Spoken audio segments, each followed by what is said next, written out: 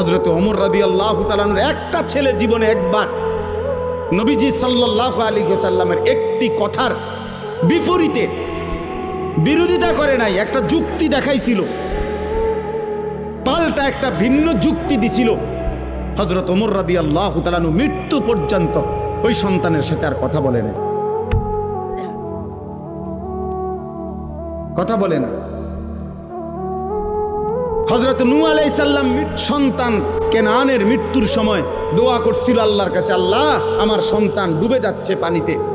আল্লাহ নিষেধ করছে, ইন্নাহু লাইসা মিন আলিক, কোরআনের আয়াত। আল্লাহ বলছে, হে নূহ সাবধান, এটা তোমার সন্তান নয়। ইন্নাহু আমালুন গায়রু সালেহ, এটা বেআমল, গায়রু সালেহ, এর সমস্ত কর্ম অসৎ কর্ম, এ নাফরমান, আল্লাহকে সেজদা দেয় নাই।